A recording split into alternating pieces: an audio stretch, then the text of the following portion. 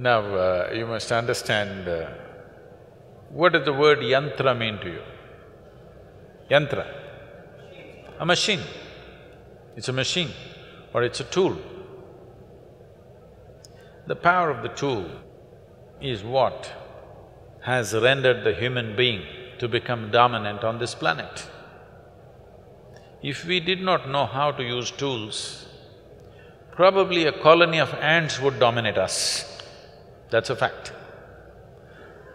If you did not know how to use a tool, you don't need tigers. See, tiger needs protection in the world today because human beings can use tools.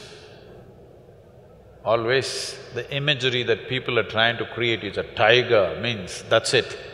But tiger needs to be saved from these puny human beings because they can use tools. The tiger cannot use tools or does not know how to use tools. So it's the tools or the machines that we built which has made us who we are. And what is this type of machines we have built? Every machine that we have built is only an extension of the existing faculties that we already have. Because I can speak, there is a microphone, there is a telephone. Because we can see, there is a microscope, there is a telescope. Because we can walk, we came up with a bicycle and every other form of locomotion. Suppose we were made like trees, rooted in one place, would we make bicycles, I'm asking? Everything that we have done, every tool, every machine that we have created is only an extension of what we already can do. What you cannot see from here, you use a telescope and you're able to see something far away. Without the tool, you would not be capable of doing it. When I refer to Devi that you're talking about or Dhyanalinga as a tool, people, Devi Bhaktas will say, Sadhguru, don't say that. Devi is more than our mother. You can't say it's a tool. I said, okay, you have such a problem, you come to the ashram, 3 days you stay here, I will give you plumbing job. No spanners, no winches, no tools. You use your hands, your teeth, whatever you want. In 3 days' time, you would have lost half your fingers and teeth. After 3 days you come to me, I'll give you one spanner.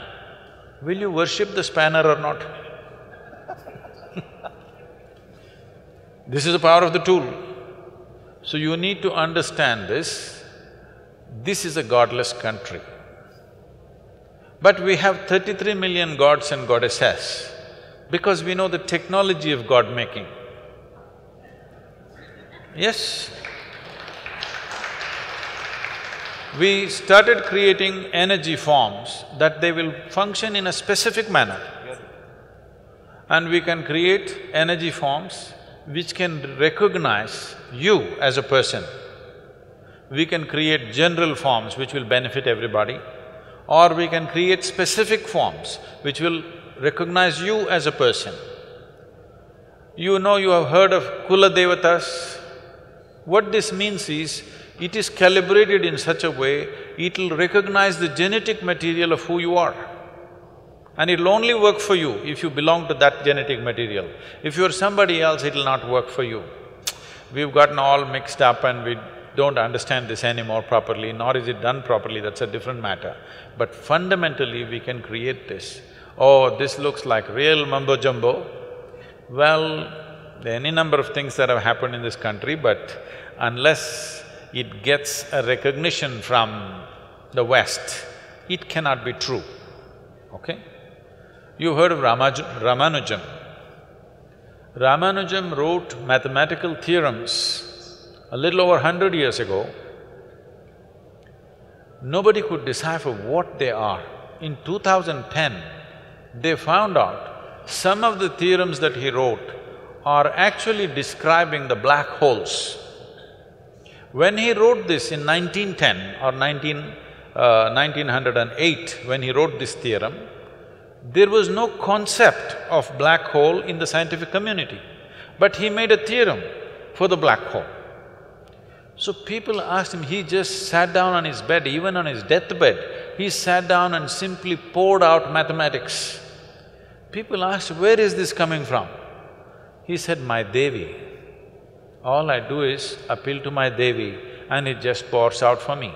What these deities are, if they're properly consecrated, if the necessary science has gone into it, is they are windows to the existence. You can open up a certain window and access the cosmos in different dimensions. So for different aspects of life, we created different type of tools or machines. So in India, all deities are also referred to as yantras. But then the bhakti movement came. When the bhakti movement came, a bhakta or a devotee does not care for science. His emotion is everything. So anybody who would find a stone and a chisel, they started making their own things without the necessary science behind it. So the entire thing got skewed very badly because of the bhakti movement, because that's a different kind of movement. Otherwise, then this entire process is a very profound science. It's not just you, there are thousands of people, those who have these avigna yantras in their homes and offices. If you listen to their stories, you won't believe things that are happening to them, because this is a powerful tool, you just have to learn to use it.